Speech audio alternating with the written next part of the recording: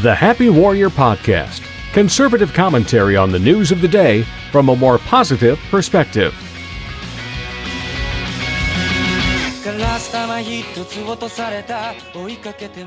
Hello everyone, this is Peter Pischke, the host of the Happy Warrior Podcast, here with the Sioux Empire Podcast Network.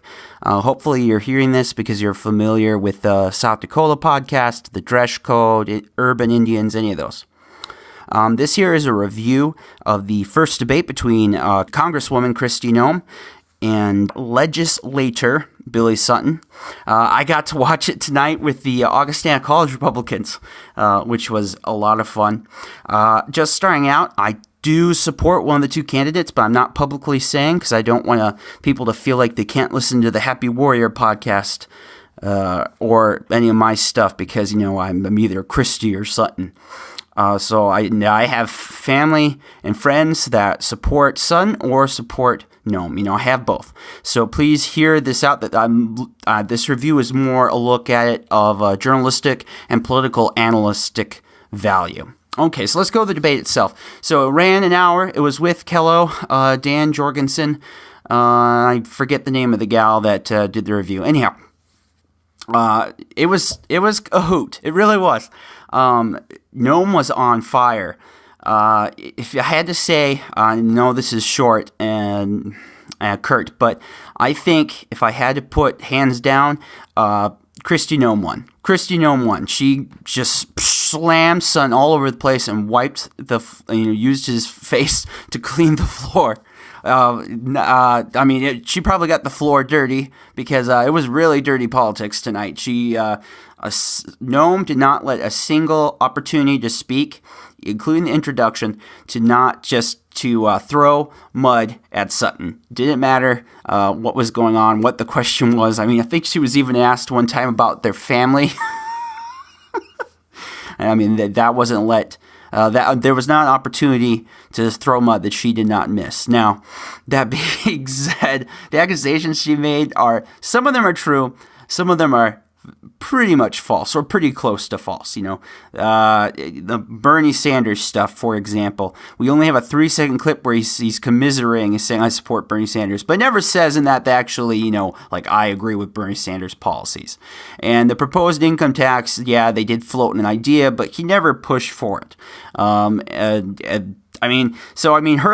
were pretty close to lies, or they were as close as to lies you can get before they officially become lies. I mean, if you've seen the Noem commercial, it's ridiculous. That said, Sutton, while he was peaceful and he handled all the accusations well enough, I guess, where he said, that's just not true, that's not my record, he just didn't give as good as he got. And I think that's why I give the hand up to Noem on this one. Also, Noem doesn't need to do as much work to win a debate. You got to remember two things. One, debates probably don't matter all that much because the only people that watch debates anymore are politico enthusiasts, and they already have an idea who they're going. They're not the independent. They're not the one that can swing both ways because they know politics. They understand ideologies. They're just, they're set in what they're set in. The other thing is Noem just needed to not lose tonight.